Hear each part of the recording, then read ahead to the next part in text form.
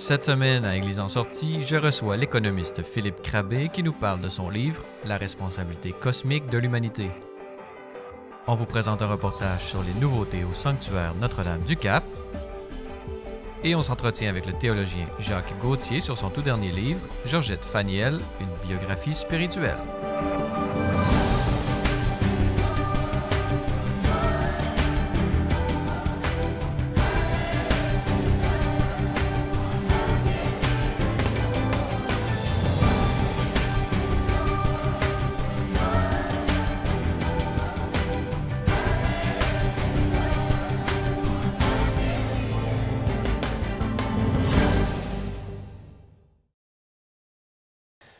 Bonjour mesdames et messieurs et bienvenue à Église en sortie. Aujourd'hui à l'émission, nous allons parler de l'environnement et de l'encyclique Laudato Si. Et pour nous en parler, nous avons avec nous en studio le professeur émérite Philippe Crabé. Bonjour. Bonjour.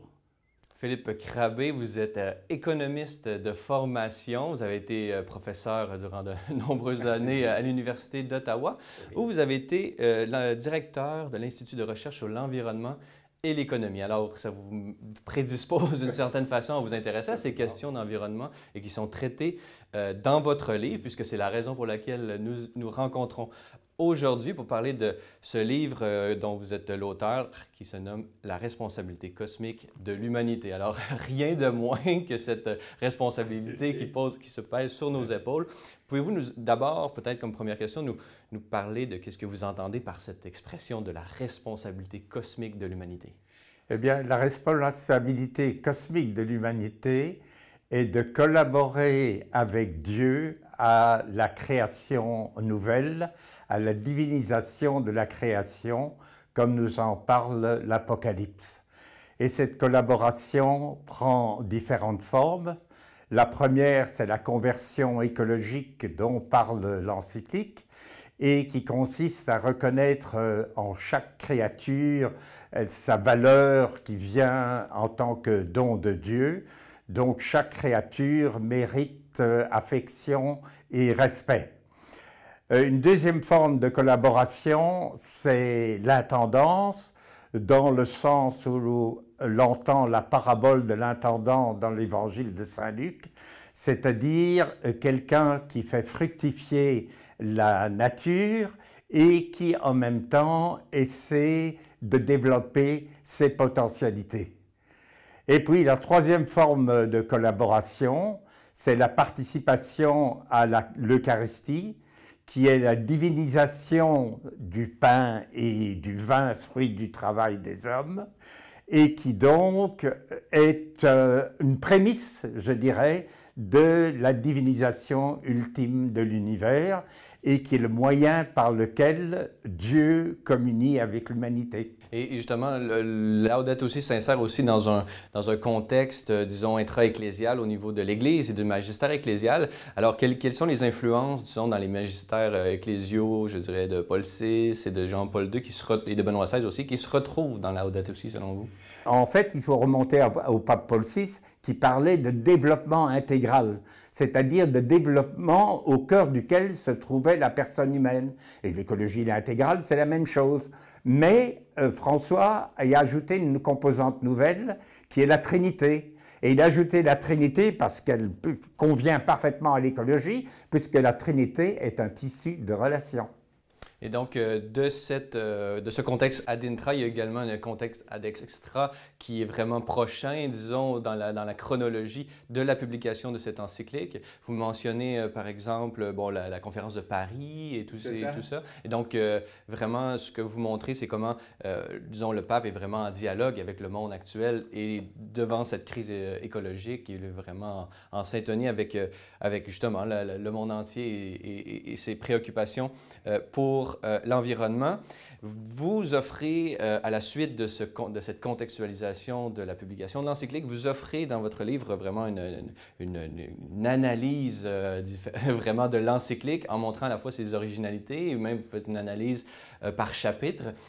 Dans la partie où vous mentionnez les originalités, vous ferez vraiment une liste, là, vous en avez presque 10, que je crois, là, exactement. Quelles sont justement, selon vous, les plus importantes originalités qu'on retrouve dans l'encyclique Laudato Si? Ben, je dirais que le contenu de l'encyclique n'est pas tellement nouveau, comme vous l'avez dit, il est relié à l'enseignement des papes antérieurs, mais le pape, à mon avis, a joué un gros rôle de leadership en mettant l'écologie au centre du message chrétien et la dégradation environnementale au centre de la justice sociale. Il exclut toute forme de domination sur autrui et sur la nature, qu'il appelle un péché. Je crois que c'est le premier pape qui l'a fait.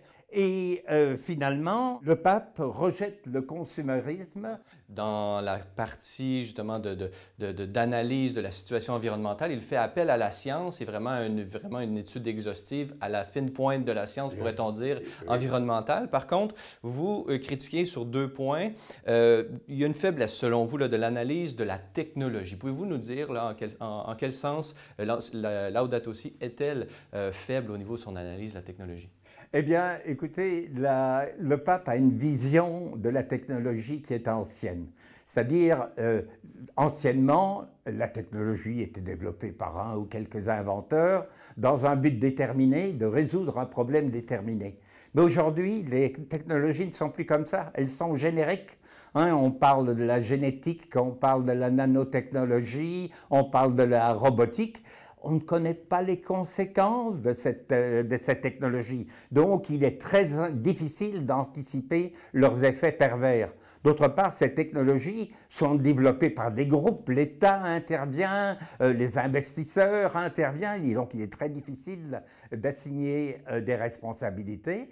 Et une fois qu'on connaît les effets de cette technologie, il est trop tard pour les corriger parce qu'elles ont été développées et ça deviendrait extrêmement coûteux et difficile de les modifier.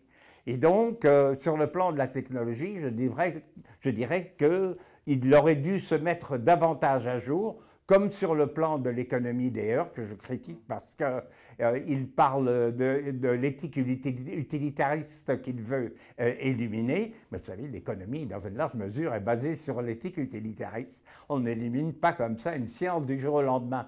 Et d'ailleurs, il y a des philosophes qui ont déterminé la part qu'il fallait laisser à l'éthique utilitariste et la part où elle n'avait pas sa place. Et moi, j'aurais préféré que le pape s'engage dans cette direction. En d'autres mots, la prochaine encyclique sociale, je voudrais qu'elle fasse plus attention aux sciences sociales et avec le même rigueur qu'il a témoigné vis-à-vis des sciences naturelles dans cette encyclique. Très bien. Alors, en terminant, pour nos téléspectateurs qui seraient intéressés, là, quel fruit, l'intention que vous aviez là, en publiant cet ouvrage, quel fruit vous aimeriez que ça produise chez le lecteur? Eh bien, écoutez, mon impression, j'étais un amateur en écothéologie et j'ai trouvé que cette écothéologie était très belle, que c'est un récit mobilisateur, puisque toutes les religions chrétiennes essentiellement sont d'accord sur cette écothéologie, il y a là une collaboration possible et évidente, mais comme toutes les religions tirent dans la même direction, je dirais, en ce qui concerne le combat du changement climatique, il y a une alliance évidente. Il ne faut pas oublier que plus de 80% de la population mondiale appartient à une dénomination religieuse ou une autre. Et comme exemple de succès, si vous le permettez, je voudrais mentionner le Global Catholic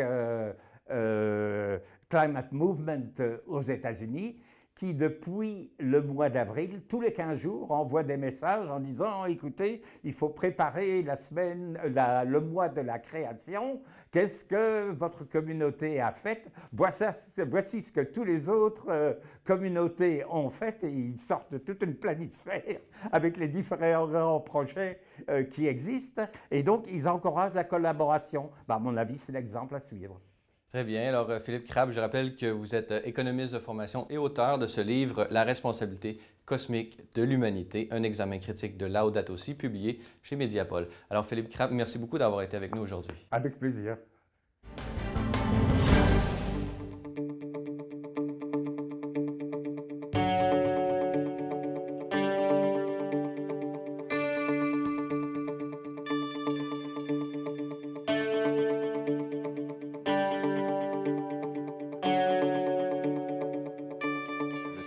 Enfin libre est une invitation pour les pèlerins à se libérer, à proposer des avenues d'ouverture, à créer un espace d'accueil pour autrui, créer un espace de rencontre.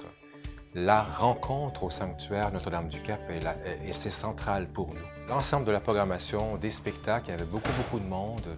Nous avions des conférences, des ateliers bibliques, des rencontres bibliques.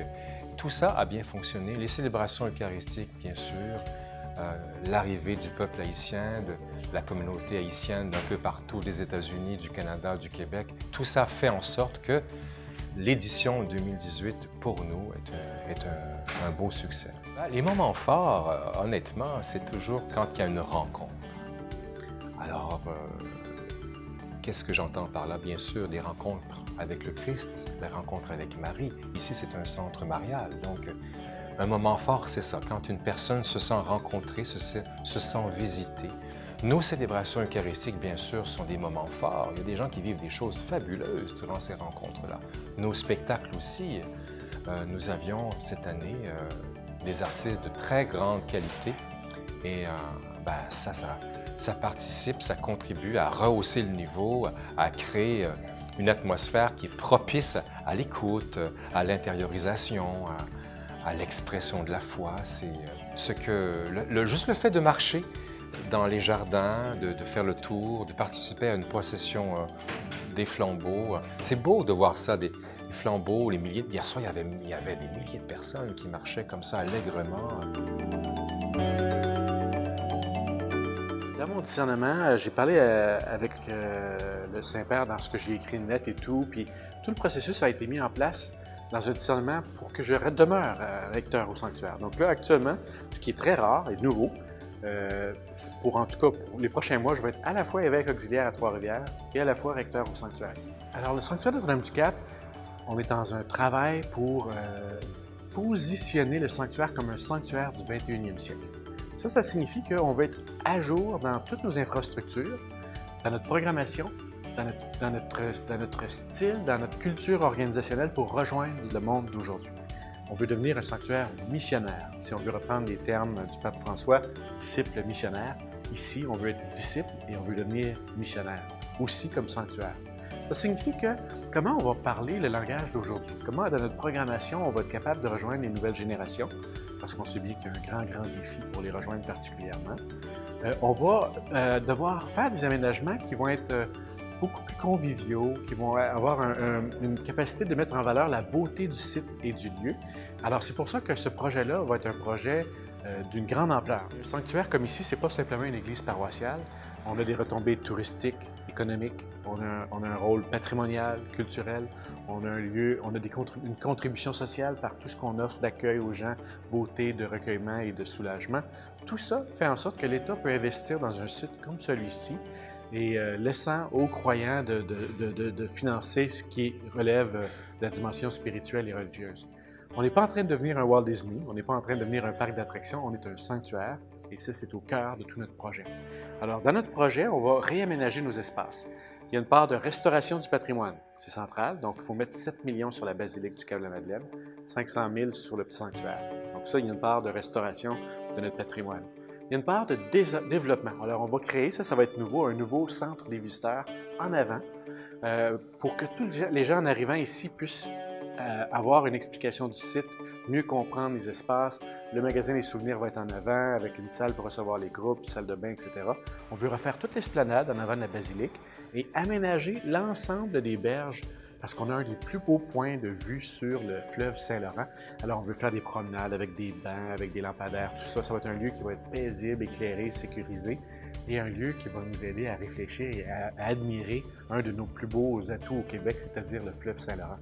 Puis, on s'est permis un petit plaisir. On va avoir un bassin avec des pierres, que les gens vont pouvoir marcher sur les pierres, dont certaines des pierres ont été transportées sur le pont de glace en 1879.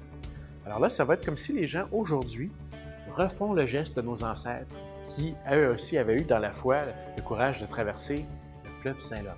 Alors, on veut rappeler cette histoire-là et la mettre en valeur.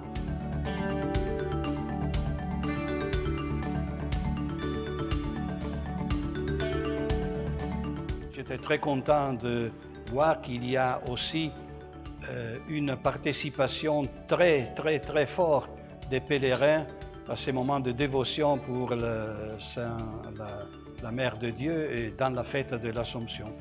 Et alors, j'étais là aussi pour donner la rose d'or, c'est-à-dire le cadeau que le pape François a envoyé au sanctuaire. La nouvelle évangélisation est la mission de l'Église, est la nature même de l'Église. Le Christ est toujours le même, comme dit l'Écriture sainte, hier, aujourd'hui et demain. Mais le monde est changé, nous sommes changés, l'Église dans le monde est changée. Alors il faut encore une fois être capable de retrouver la joie et la responsabilité d'annoncer la résurrection du Christ. Le défi est annoncer dans une manière crédible le Christ.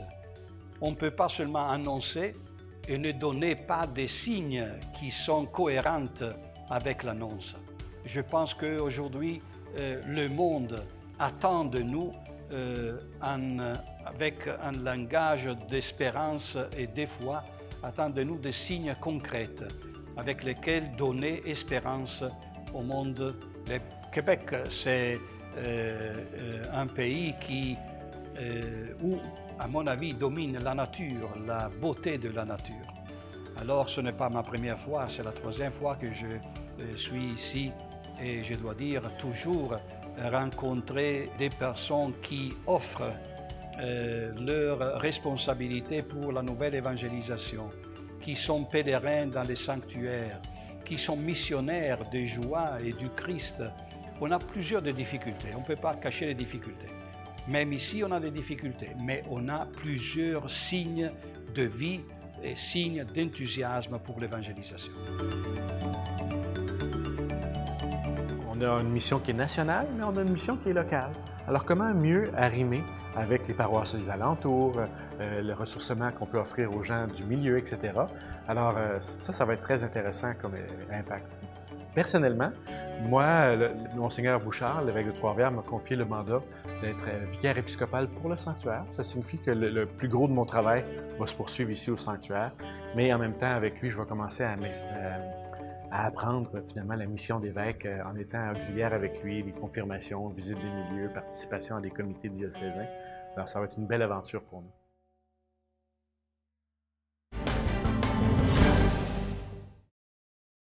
Dans cette troisième partie d'émission, nous allons traiter d'une mystique bien de chez nous. Et pour nous en parler, nous avons avec nous en studio M. Jacques Gauthier. Bonjour. Oui, bonjour.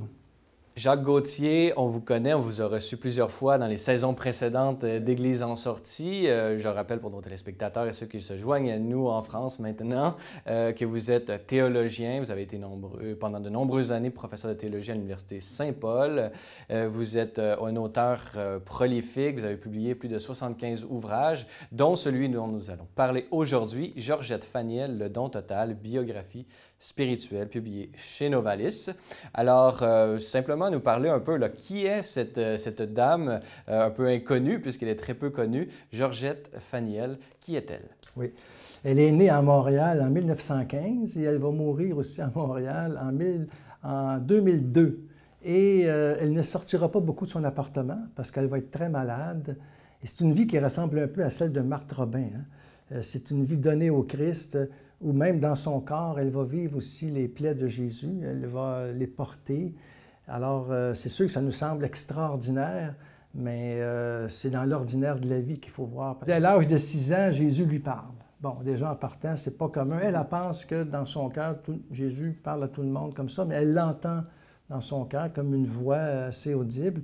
Il lui dit souvent « Je suis là, je suis là ». Bon.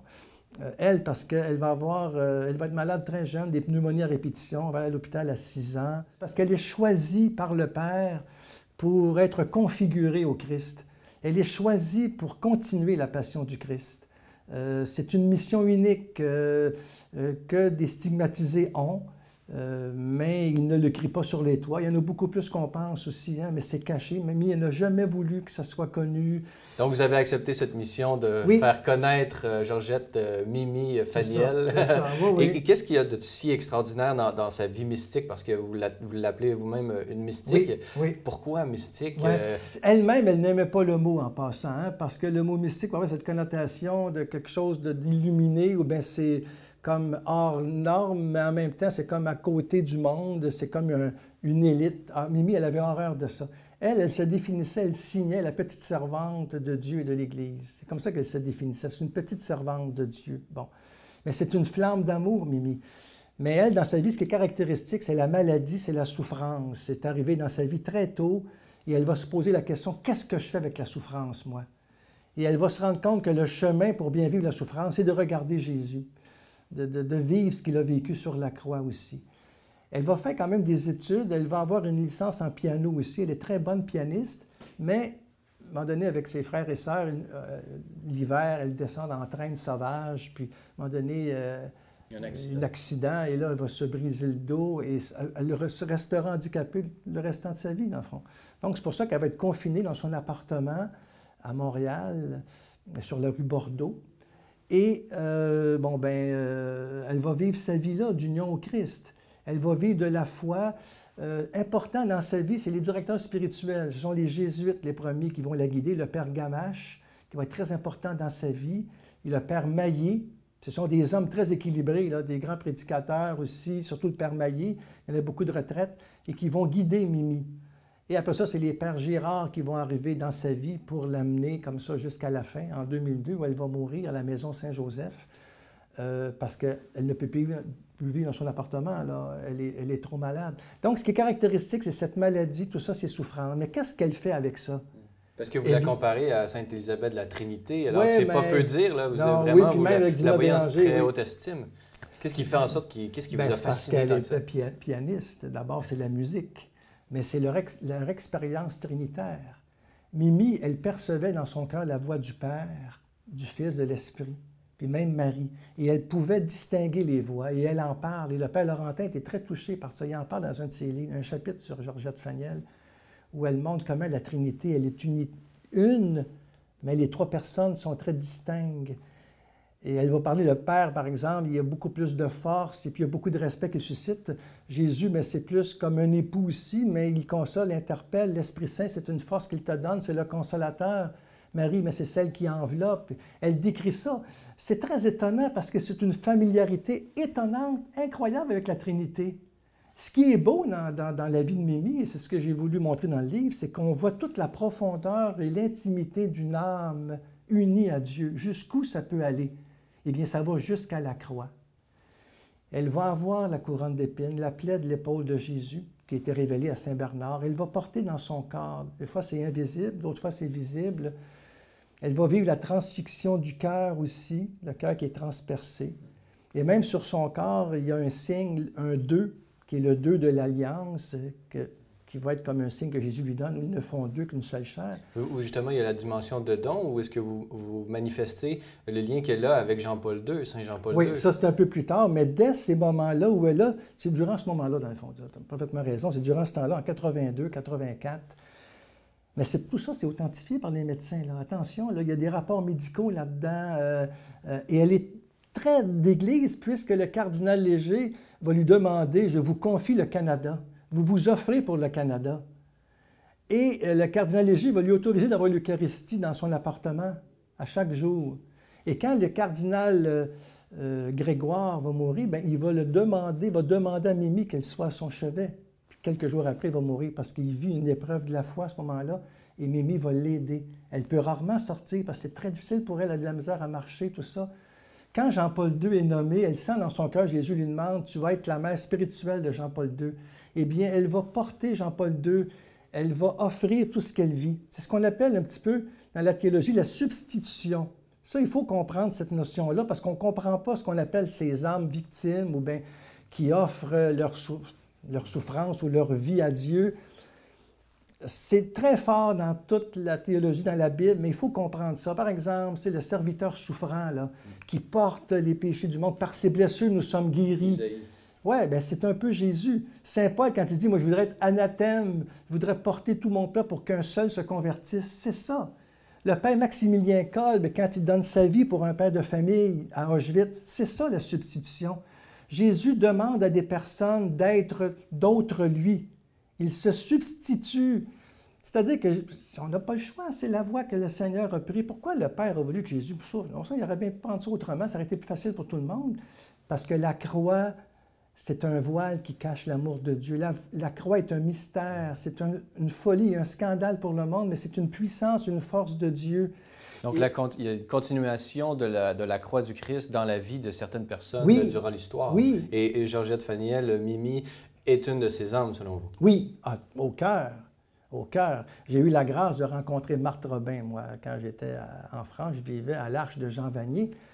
Eh bien, c'est sûr que je vois beaucoup Mimi. Et Mimi était très influencée par Marthe Robin.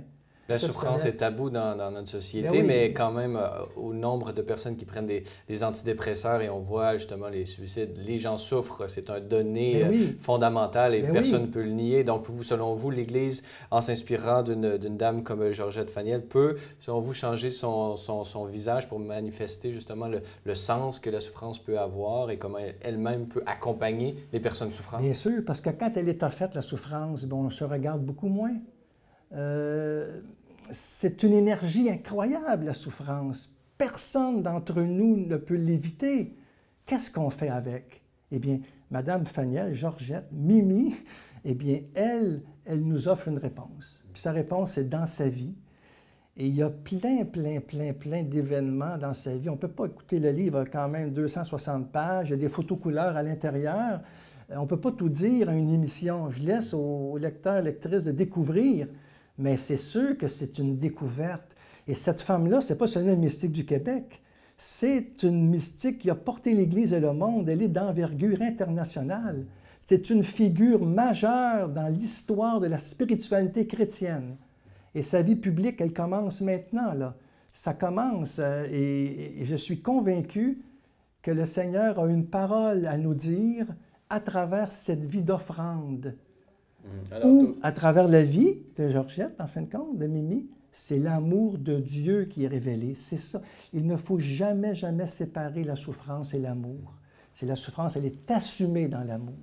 Donc, ce beau livre préfacé par Monseigneur Christian Lépine, archevêque de Montréal, est disponible sur le site Internet de Novalis, au novalis.ca, et dans toutes les bonnes librairies. J'imagine que nos téléspectateurs en France pourront se le procurer via Internet et peut-être des librairies comme ça qui voudront bien le vendre. Jacques Gauthier, je rappelle que vous avez été professeur pendant plus de 20 ans à l'Université pontificale Saint-Paul à Ottawa, écrivain de plusieurs ouvrages, presque 75, et dont celui-ci dont nous venons de parler, Georgette Faniel, Le don total, une biographie spirituelle. Jacques Gauthier, merci beaucoup d'avoir été avec nous aujourd'hui. Merci beaucoup.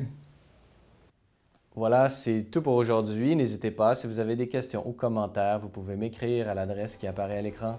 Revenez-nous la semaine prochaine pour un autre épisode d'Église en sortie.